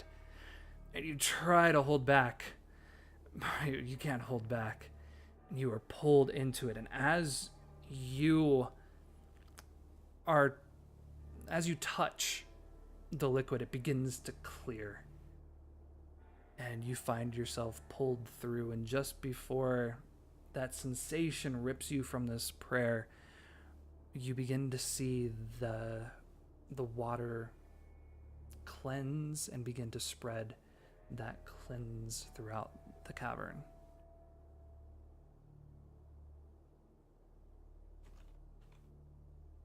All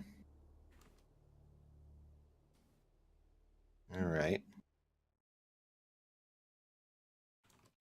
Lark will take note of that vision as he returns to his own body. And as you return, I'm gonna need you to act under fire, because Princey has seen your shadow dance. And you notice that Princey doesn't have a shadow. Wait a minute. None of those kids had the grandmother didn't. No one here has a fucking shadow. Ooh. He goes to just reach out and try to knock you back, like just push you back, but you just sidestep and he goes past. You also notice that limp he had might not be as real as he was putting it on. But as he goes, he turns. I told you, not here. And you bring that thing into my house. You are exactly the enemy at our gate. You are not welcome here anymore. You need to go. Leave now. You can wait outside the gates, and your man Peter will be sent. If the Emperor is wanting war, fine. He can come, kill me, kill my children. That is fine. We know the place we go to, but you are not welcome in my house anymore.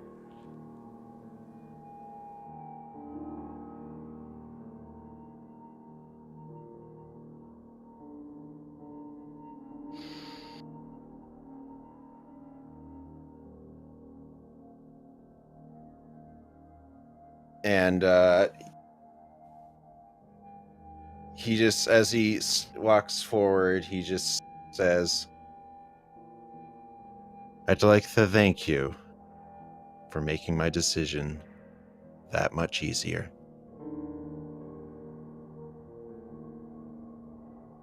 Yeah, he doesn't say anything. Like, you can tell there's rage behind those eyes, but he doesn't seem to necessarily be all that of an aggressive person. So he goes, I think you probably hear there's probably a few people responding to the commotion at this point.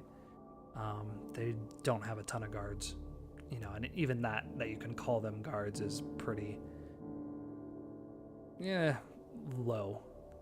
but you can definitely hear a commotion. You begin to make your way just as Abraham gets to you.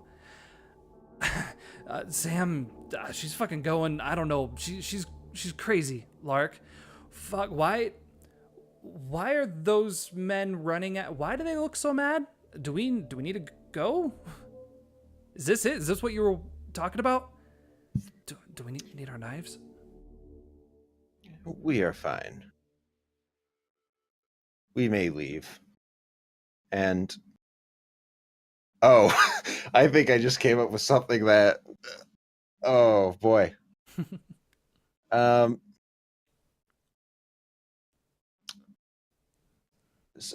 Lark gave Sam the chance. So he looks is Princey still like within earshot? Yeah. Yeah, you haven't walked that far. Like, he hasn't come out of the little chapel that you're at, so you're kind of out in the hallway beyond it, but yeah. He turns to Princey and says, "The one heading up the mountain. I wouldn't let her reach that. For whatever you hold dear there, whatever demon you believe me to be, she is far more dangerous." And then he just keeps walking. You hear him limp out into the hallway, and he's pulled his hood back.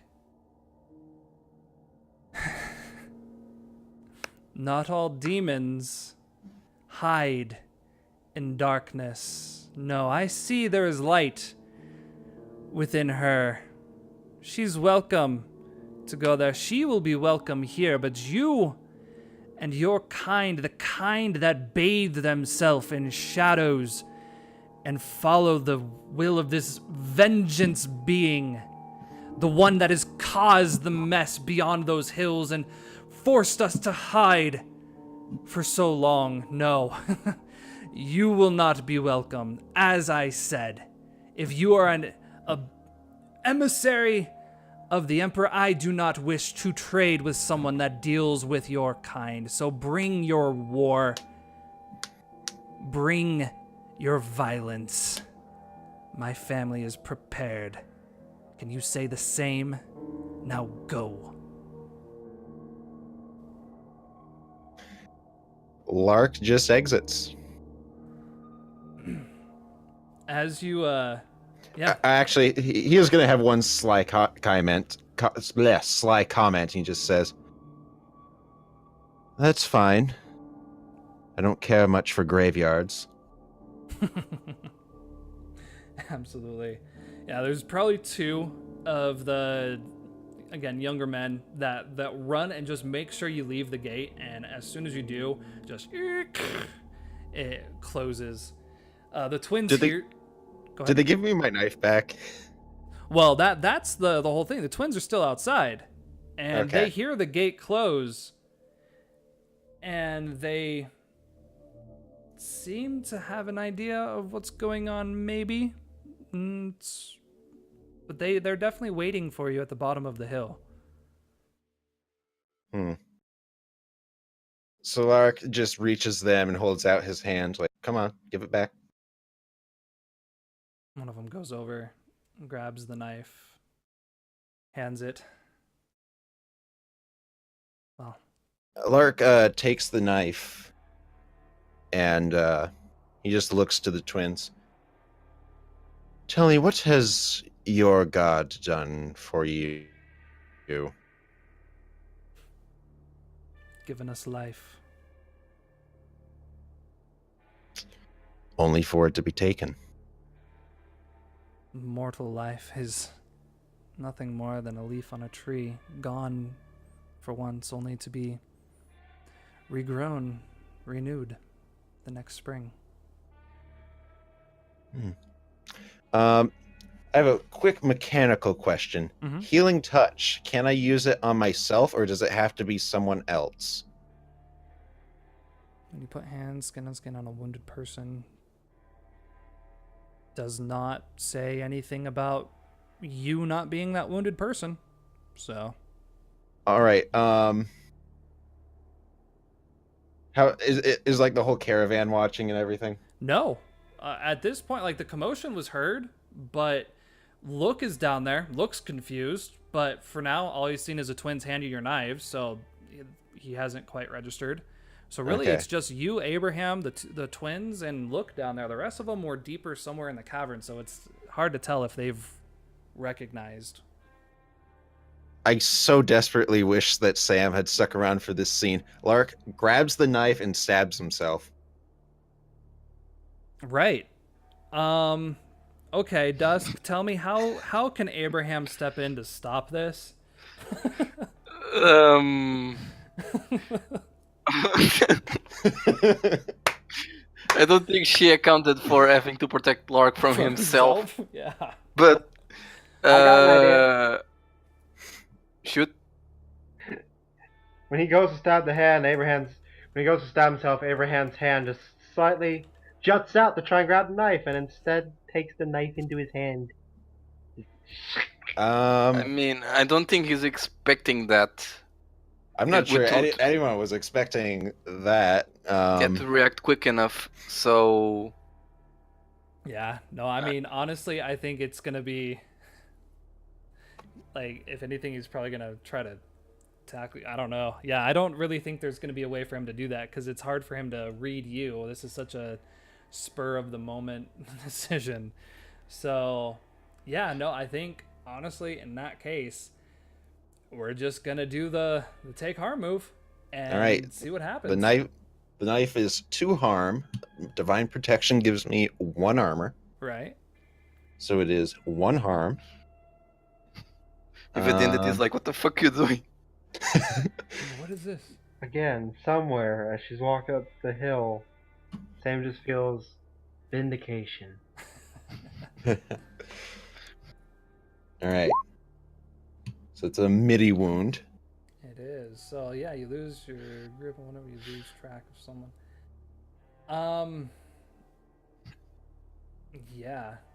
So yeah, you stab yourself. I think honestly what happens is like they had handed you both knives, you just use one to stab yourself and you lose Abraham's knife. Like you throw it somewhere, it just falls into the snow. It disappears. Or maybe he drops it as soon as I stab myself. Yeah, Like, something what the happens. hell? Abraham's knife is gone. Yeah, but you like stab yourself where? In the thigh, in the stomach? Where did you? Probably like somewhere in the chest, probably. Somewhere he could have gotten through there. And maybe the divine protection here is I somehow missed every vital organ. Right.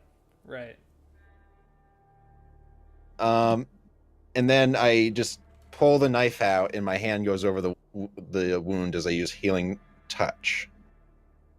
All right. Go ahead and roll. What is that? Roll weird. It is weird. And you're opening your brain on yourself? Yep, it's a Okay. partial. Oh boy, this is getting so meta right now. Yeah, so you heal one segment, but you're acting under fire of your own brain. The entity's probably just like, the hell? This is all right. Are we about to see Lark go insane? I mean, the man just stabbed himself to prove a point. He was. He was probably not sound of mind to begin with. I mean, Lark definitely was not terribly sane to begin with. Yeah, Sam thinks he's already batshit crazy, so this is just typical tip of the iceberg. Yeah, so I heal that one segment, Right. but you're I'm acting under fire of your own mind. So I think Lark just passes out. Well, you still roll it. So you roll plus cool just to see. Yeah, you're acting under Okay. fire. So that's definitely a cool roll. Ooh, There we go. Okay. Yeah. No, I mean you were opening your mind. There's so many ways we could play this. I think The entity just appears and is like, oh no. Not at all. No, I think Lark is being he doesn't get to choose who he's talking to now. No, you definitely fall into a sleep, and for a moment you think you're opening your mind, but then all you hear is screams, agonizing screams of all ages surrounding you, just piercing your mind, and you try to figure out where it's coming from. They're just fragile voices from nowhere. From nowhere. You hear agony, death, destruction, angst, sadness, all of these terrible, terrible feelings. And you start to see a bit of light appear off to your right. Lark slowly turns his head. That light pierces through, and you realize you are looking through the eyes of some large, dark being, but all the things within inside it are horrible. You know what your deity's for, right? That's why you follow him. It's for vengeance. It's for cleansing the world, making everything safe. But what you're hearing within it, no, this is power, servitude without being able to choose, no free will, control over all. And it begins to split your mind. I'm actually going to have you take one psi harm. All right. The reflection of what is going on here. It's, again, everything's very meta at this moment. You're inside your own brain, inside maybe the entity's mind. Like, the maelstrom is flipped in on itself, and your mind is having a hard time understanding it. So yeah, when you take psi harm, we still roll the harm move. On a 10 plus, I get to pick some things. On a 7 to 9, I get to pick some things, and on a miss, well, All right. To failure. Yes. there you go. On a miss, you keep it together and overcome the harm with no effect. So it's not a matter of you necessarily keeping it together. You don't fully slip into insanity. You just get yourself out of there. Just whatever that was, out of sight, out of mind. I'm getting free. That was not something. That's not a prayer. That's a bad place. Don't go there again. I'm going to forget it ever existed. And you pull yourself out, sitting up. The wound has closed, but both the twins are standing, their arms crossed. To have to work so hard for what? You struggle. That's fine.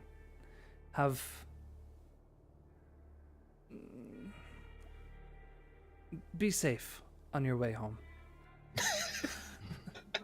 They say that to a guy who just stabbed himself. And had Right, you can definitely tell there's like there's definitely some assholery there. If you want to camp out here, that's fine. You can wait for your caravan. We won't stop you. But yeah, we don't need any more demonstrations. You can hurt yourself and do, I don't know, whatever that is to your skin. Is your head okay? Lark kind of just like bit of a glazed look in his eyes, looking around. I'm not sure. Yeah, Abraham immediately like pulls you to your feet and just pulls him away. Like, he knows something's wrong. Just get you away from them. You don't need to be dealing with people right now. Kind of finds a tree or somewhere for you to sit on. Just gets you over there. Pulls out his canteen. Make sure you have a drink. Just kind of. All right. I know it's not my place. Are we? Do we need to be preparing for something? I mean, I'm getting a really bad vibe here. You were just you were saying some crazy shit just then. Are you okay? Lark just kind of like looking at him. There's another entity. There's another being. It's different. I don't know. Something's very, very not right. Just look at these people. There's definitely something not right. They're broken, sick. I don't know. What's wrong with their eyes? Look, we've found lunatics before, talking about their other gods. we dealt with them. We can deal with this. You're fine. This, not the same. Not the same. You can see there's He concern. I saw it. I saw the entity. I saw whatever it is they worship. It's influenced the world. Those maggots. We need to get back to the others. We need to get back. Wait, you just fucking stabbed yourself, Lark. We will. We're not going anywhere until the caravan starts going back. And to be honest, I'm not sure if this. I don't know. Well, we can wait for Sam. Sam had said something about that, and he points towards the 4-wheeler. She thinks she might be able to get it. That might be our way out of here. We're just gonna have to just wait till she gets back. Lark kind of puts his hand to the wound, pulls it back. There's probably some like blood on his robes now, but he himself is fine. And I think the worst part about this for Lark is that he doesn't know who healed him in that instant. He expected the same thing that always seems to happen. The entity comes in, tells him the right path, protects him. He thought he would show these people the true power of his deity, but now he doesn't know what happened. Yeah, exactly. Everything that you've seen up until this point was about you being welcome to this place, that these were going to be people for you to bring into your flock, but there's a barricade. There's something the entity didn't tell you, couldn't tell you. It's unclear. As we fade away from Lark resting under a tree, Dusk. Can I do one thing here? Absolutely.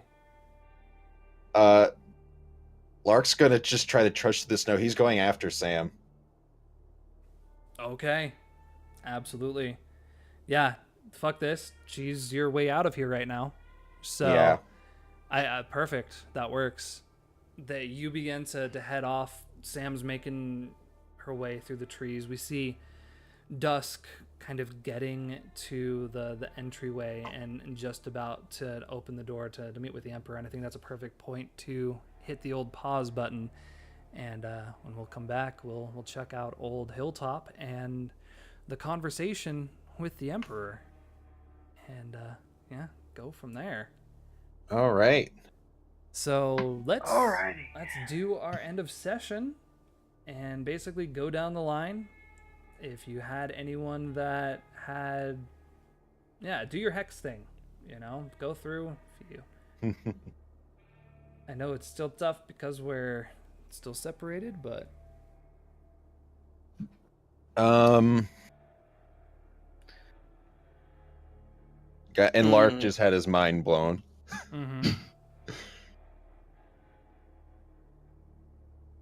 So Dusk, who are you thinking? Did Lark tell Dusk that his men were basically going to help her?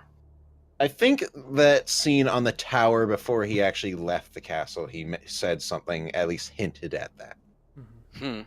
Because his idea is, hey, if there's trouble, she'll come running into their arms, and when I get back, she'll be all friendly and nice with us. That was kind of the idea he had. Oh yeah, that worked out great, didn't it? Everything is great right now.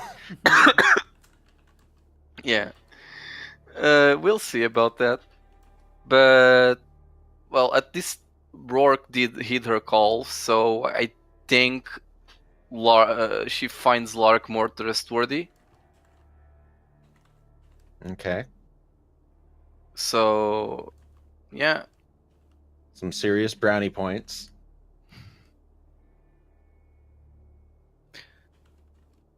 So I For mark +1 Correct. in the X. You have them mark +1 for you. Oh, think. okay. Yeah. yeah. Yep. So when just a question, when Yeah. it's Lark, like the other sessions, I think at least one session was that Lark's prophecy was basically coming true. Yeah, I think we did that twice actually. Yeah. So was that supposed to be Lark marking the X, or should have been me? Whenever we do the end of session, basically you always pick a player to either add 1 or -1 on the hex they have with you. Mm. And it's okay. If you haven't been doing that, no worries. We'll start from this point forward. Right? We don't have to retcon that. Again, I just we're all get still a little confused with it the X is. thing. It is. Yeah. Basically for this, so you're trying to tell that character, hey, I think you learned something about me that you probably didn't know before. And based off of what you learned, either you are going to know more about me, so add a +1 hex, or you might fear me because of it, take -1 hex, or you want to have nothing to do with me because of it. So it's all basically kind of giving them the acceptance of, okay, this is the role play that we had. Now here's the advantage you might have to help me in the future based off of the experiences we shared, or Screw me over. basically stopping me because it's clear that we're becoming enemies, or going against each other. Oh no, we're all friends here. Yeah, obviously. Oh Okay, boy. so in this case, I think it would be me because Dusk just basically learned that Lark is more trustworthy. He promised that his men would help, and Rourke did heed her call. So I guess then that would be up to Lark to say, do you agree with that? Because with this one again, we're always telling someone else. So based off of the experiences you had, basically what you shared with them, which I know is tough because you're alone. So I can definitely. Yeah, I definitely feel Rourke stepping in to help, going off of the orders he was given by Lark, works because Yeah. he's gonna get back. He's gonna get back. Rourke's gonna tell him that, and he's gonna be like, "Okay, that's good. That puts us in the Wraith's favor." Right. That sounds good. All right. Well then, Lark, Alright. what about you? For me, I'm gonna make an argument for Sam on this one, because after this crisis that Lark is having, I mean, some of the things that Sam said and thought about him, Lark's thinking might actually be right.